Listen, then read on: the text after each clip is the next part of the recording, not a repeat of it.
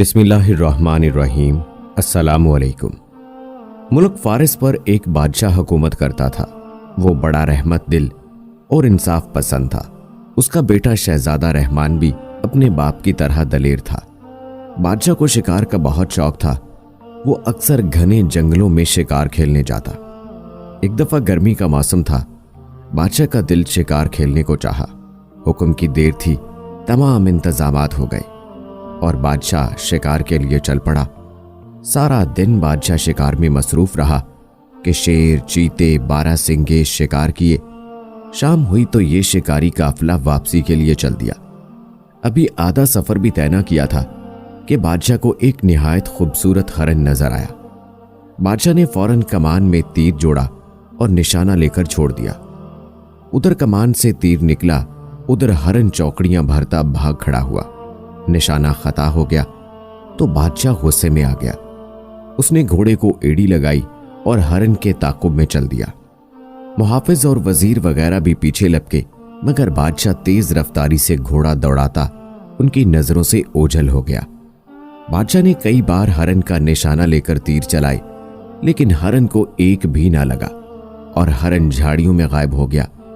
रात का अंधेरा जंगल में उतरने लगा था। हरन के बच निकलने पर बादशाह को गुस्सा तो बहुत आया, लेकिन क्या कर सकता था। अंधेरा बढ़ता जा रहा था, इसलिए उसने वापस जाना ही मुनासिब समझा।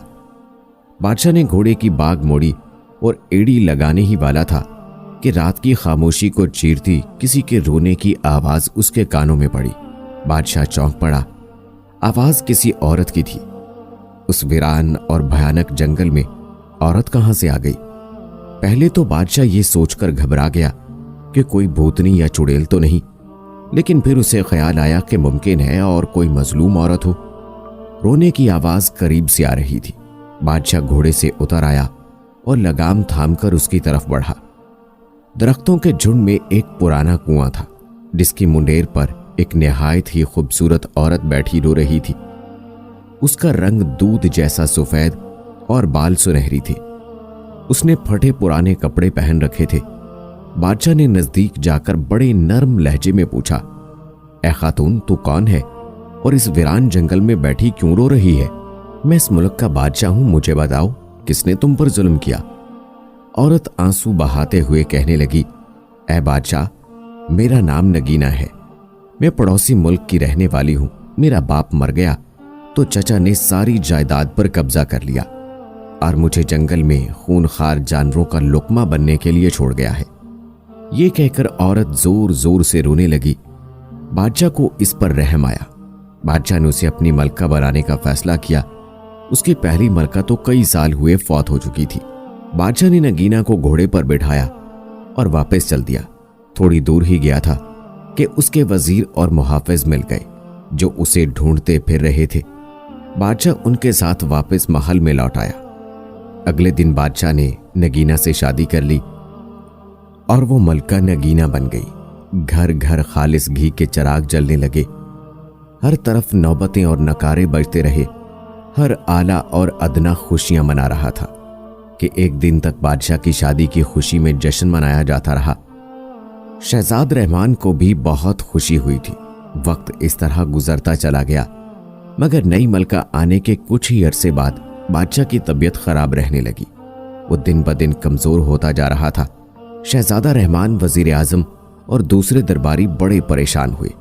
मुल्क के बड़े बड़े मशहूर हकीमों ने इलाज किया, मगर कोई फायदा ना हुआ। हत्ता के बादशाह बीमार होकर चारपाई से लग गया। उसने खाना पीना भी छोड़ दिया था। अब तो शहजादा रहमान बौखला उठा कि क्या करे। दूर दूर के ममालिक से हकीम मंगवाए गए, लेकिन बीमारी का इलाज तो एक तरफ रहा। यही नहीं पता चल सका कि मर्ज क्या है। बादशाह का रंग जर्द पड़ चुका था। आंखों के नीचे काले निशान बन गए थे।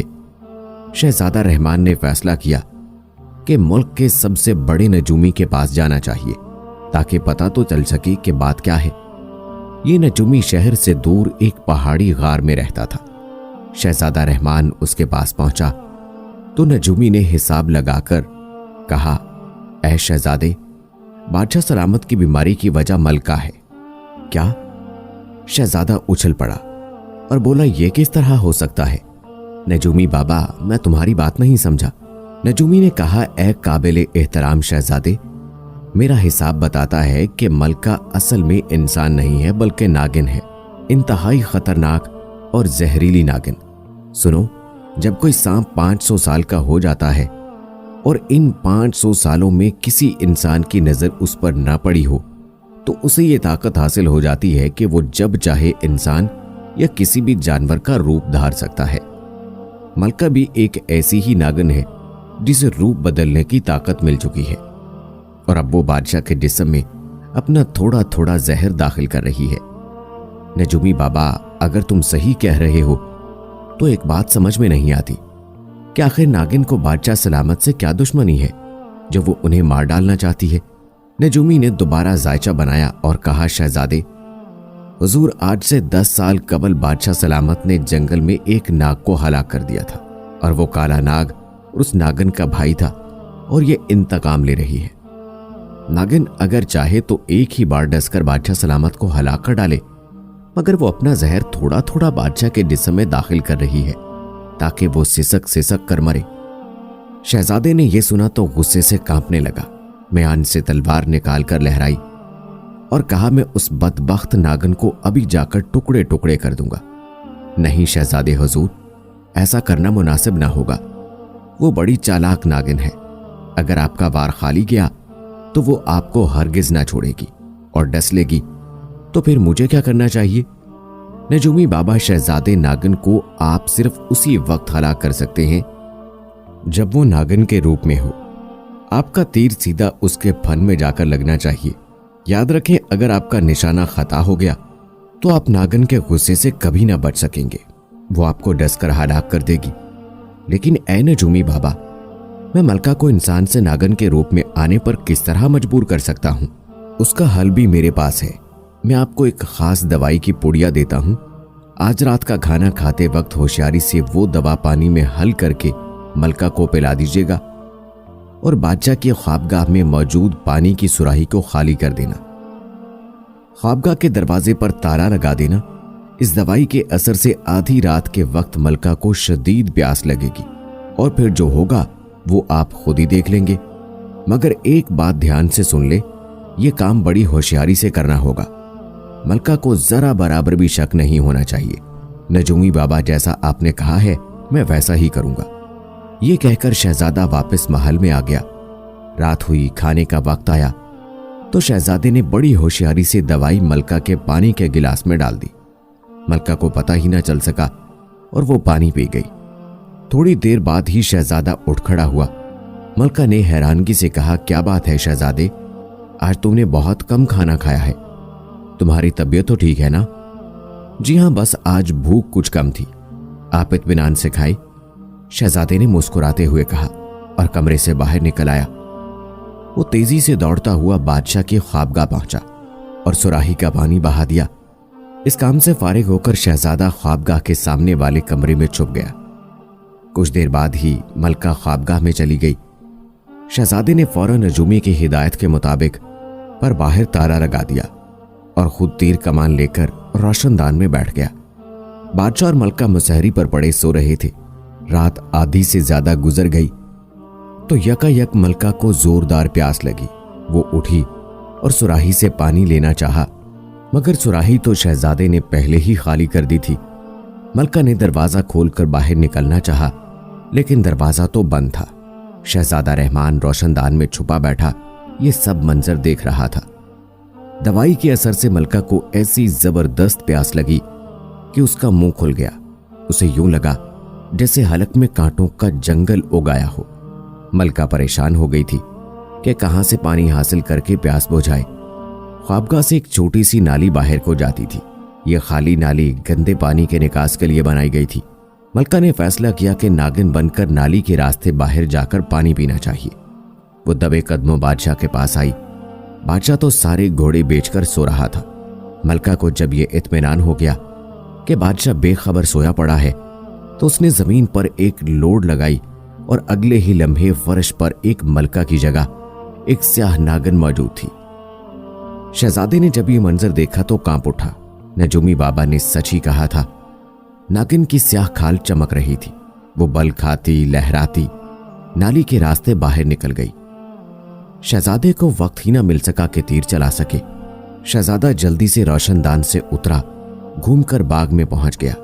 उसे यकीन था कि नागन मलका बाग के तालाब में पानी पीने गई है। चांदनी रात थी, चांद की जर्द रोशनी में सब्जा बड़ा भला मालूम हो रहा था। शहजादे का ख्याल बिल्कुल दुरुस्त था। मलका वाकई तालाब से पानी पी रही थी। पानी पीने के बाद उसने फन फैलाकर एक जोरदार फनकार मारी। शहजादा ऐसी जगह छुपा खड़ा था कि मलका के फन का निशाना नहीं ले सकता था।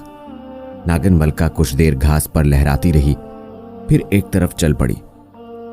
उसका रुख ख्वाबगाह की तरफ नहीं था कि वो महल से बाहर वाले रास्ते पर जा रही थी। शहजादा रहमान उसके पीछे पीछे था।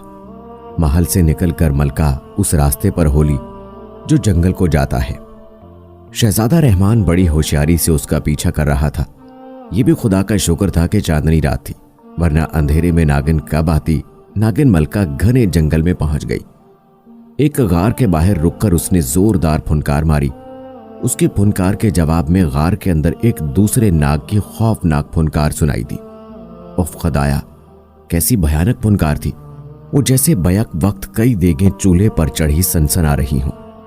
फुनकार के साथ ही झाड़ियों और सरकंडों के टूटने की आवाजें आईं और फिर एक निहायत ही बड़ा अजदहा नुमा नाग गार से बाहर निकल आया। नाग के स्याह जिस्म पर सुनहरे रंग का ताज था जिससे तेज शुआएं निकल रही थी। ये जंगल का शीश नाग था जो नागन के सामने आकर फन फैलाकर खड़ा हो गया। नागन सरमस्ती के आलम में झूम रही थी। शीशनाग की आंखें शुरू की माने देख रही थी और वो दो शाखें जुबान बिजली की तरह लबलबा रहा था।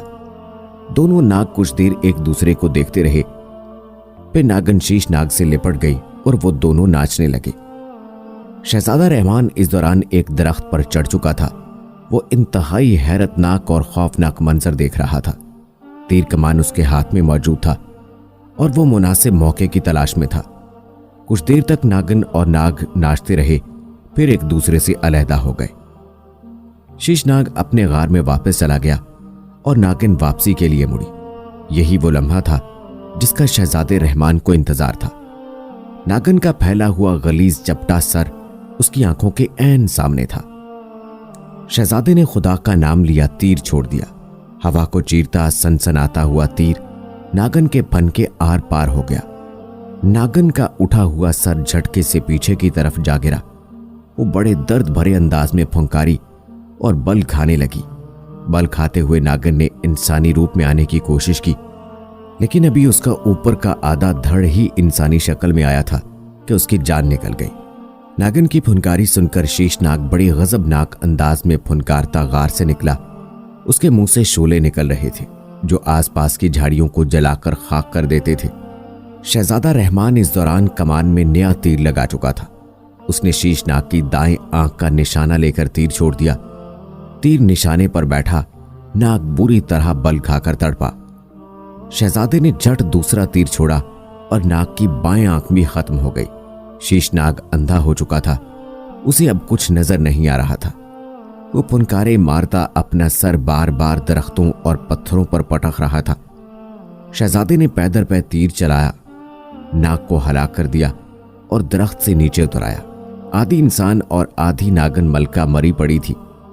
शहजादे ने गार में जाकर देखा कि कहीं कोई और सांप तो नहीं है, मगर वहां तो इंसानी खोपड़ियों और हड्डियों का ढेर लगा हुआ था। ये उन बदनसीब मुसाफिरों की हड्डियां थीं जो रास्ता भटक कर शीशनाग के गार की तरफ आ निकले थे और नाग ने उन्हें डसकर उनका गोश्त नोच नोच कर खा लिया था। बाहर आकर शहजादे ने मरे हुए शीशनाग का फन खंजर से चीर कर मन बाहर निकाल लिया। सांप का मन एक बड़े हीरे की मानित चमकदार होता है। इसमें यह खासियत होती है कि यह जहर को चूस लेता है। शीशनाग के मन को जेब में डालकर शहजादे ने मरी हुई नागिन मलका को उठाया और महल की तरफ चल दिया। जिस वक्त वो महल पहुंचा, रात की तारीकी छटने लगी थी। महल के मुहावजों ने जब शहजादे रहमान को मलका की लाश उठाए देखा तो दंग रह गए और उस वक्त उनकी चीखें निकल गई जब उन्होंने देखा कि मलका का आधा धड़ इंसान का और आधा नागिन का है। शहजादा रहमान बादशाह की ख्वाबगाह पहुंचा। बादशाह बेखबर पड़ा रहा।